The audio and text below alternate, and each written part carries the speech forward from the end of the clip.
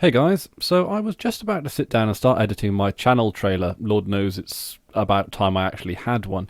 And I thought that this might be a particularly good opportunity to give you just the briefest of insights into how I edit my videos here on Linux. I thought this might be a particularly good video because it's going to end up being about a 30-second, one take, reasonably sort of straightforward monologue, and therefore reasonably uncomplicated and hence easier to sort of demonstrate to you. So this will be by no means a comprehensive illustration of just about anything, but it just might be, should we say, the basics of the piece of software that I use. Now, the piece of software that I use is called Kdenlive. I usually do my videos in 720p 25 frames per second. That's simply because it's just a nice format to work with. Really, most of my videos don't require a higher resolution or a higher frame rate, and I feel that 25 frames per second it just gives the atmosphere and the feel that I like. I mean, I could easily go up to 60, but it wouldn't look right, is basically what I'm trying to say. And yeah, like I say, I don't need to go any higher than 720 if most of my videos are just vlogs essentially. So what I've done here is I've imported a sound file, which is the audio that I'm going to be using for today's video, and I've got the actual video file itself. I record them separately. So what I'll do is, just to illustrate this, now you can see here that there is like an audio thumbnail that can show you, it's sort of raised where I'm speaking, and then it's sort of smaller in the silenced parts. Now these first few sections here are me just sort of getting into the swing of it, but it's really here, I think, that this is going to be the take that I want. So just to give you a bit of an example about why I do the sound separately to the audio, is simply to get better sound quality. As you can see there, I'm holding in my hand the audio recorder that this is from. It just gives better sound quality, and you will see why now, basically. Blog of mine, I talk about mostly tech stuff. I'm a big open source software advocate. As you can see, that's incredibly tinny. There is some white noise in the background. It's a second-hand camera, and I've had it for a long time, but it's one that I feel that I'm pretty comfortable using, and the sound, although terrible, it's not usually too hard to actually find a second soundtrack. This is the second soundtrack as recorded from the device that you saw me holding. It's only it's a Zoom H1 handy recorder. It's very inexpensive, actually. It's what I usually take out on the road, or what I bought to take out on the road, so that it doesn't really matter if it gets broken, but it ended up being a really good one just to use in at home as well. So what I'm going to do now is I'm going to drop this into the audio channels. I'm just going to move this down to video 3 so I can match it up, and as you can see, you can match up the audio of the video as well to the audio only of the screen recorder. So this is an example of the screen recorder, on its own. Of mine, I talk about mostly tech stuff. I'm a big open source software advocate, and as you can see, that is significantly better. Now, I did run it through Audacity, and I compressed it to make sure that the sound is all consistent and everything as well, which I will probably do another video, although there are videos on this channel which do sort of look at Audacity, which is a fantastic program. Okay,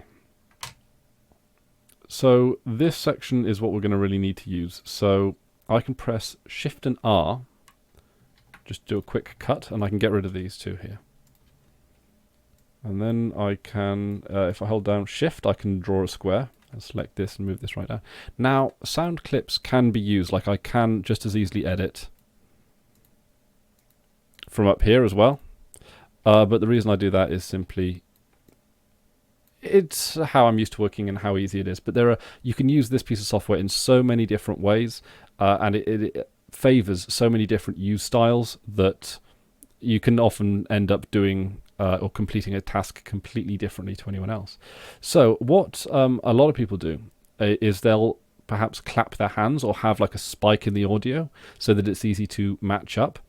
But because I record audio and video just bang at the same time, and as you can see here up at the top, one of these videos, or the video, is 2 minutes 11 seconds, the audio is 2 minutes 10 seconds, it's not going to be difficult for me to match up regardless. What I usually do is find like a midpoint with a spike, and then just try and match it up from there. If you're going too far, it becomes a little bit distorted.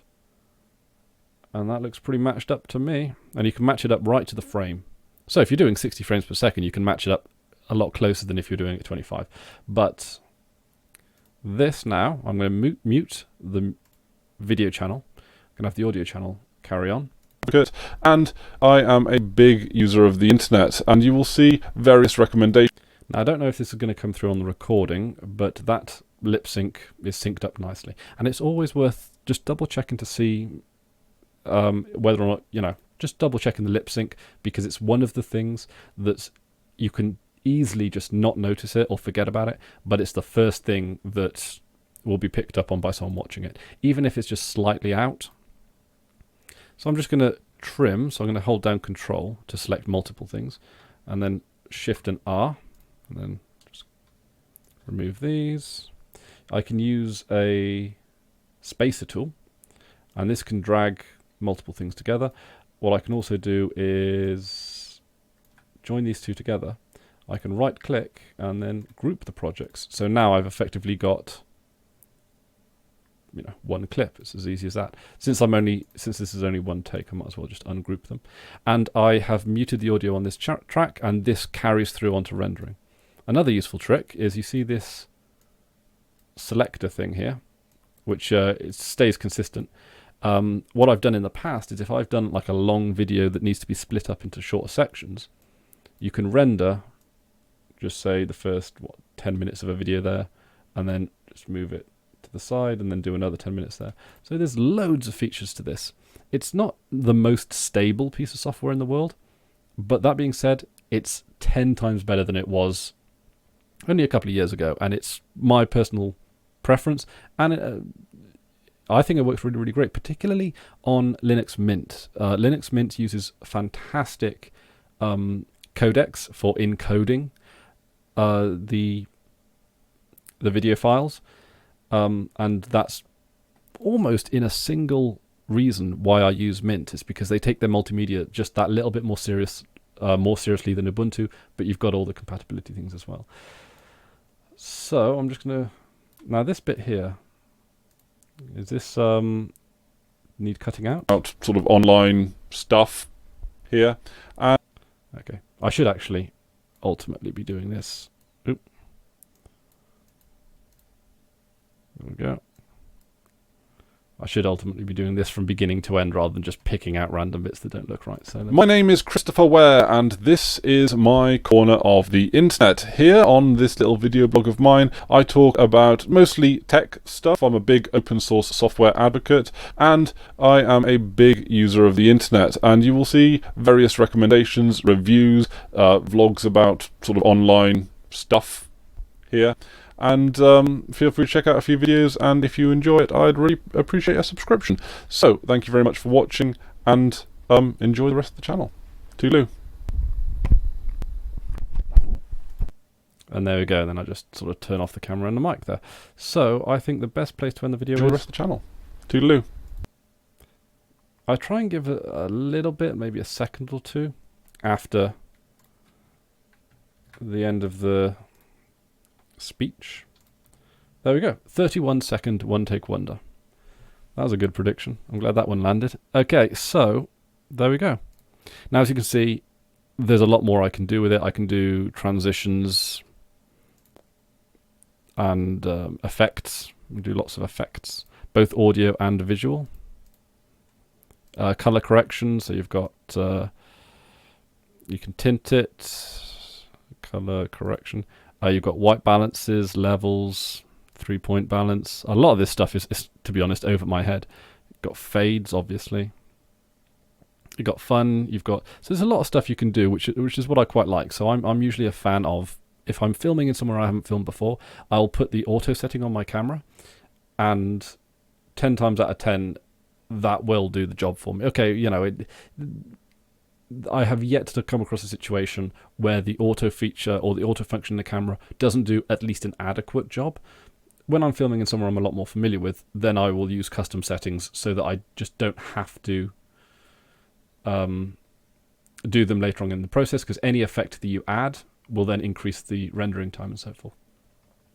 And then once you're happy with how that all looks, you just simply click the render button and it gives you all the options here. So that renders, that's the path. I'll leave it at default for the time being.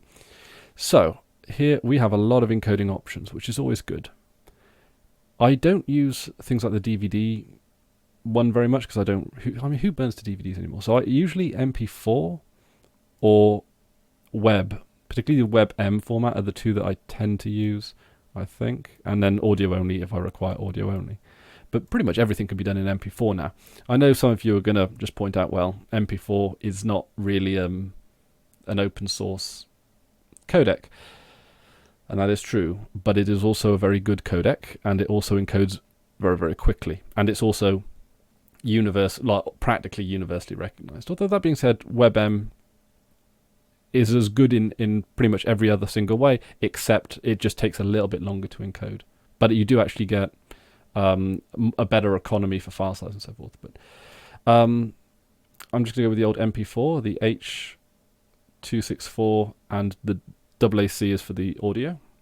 The video I put at 6,000. Now, on YouTube, the highest bitrate you can have for a video that's 720 is 5,000, so I just want to be on the sort of the other end of that. It'll sort of then downscale it.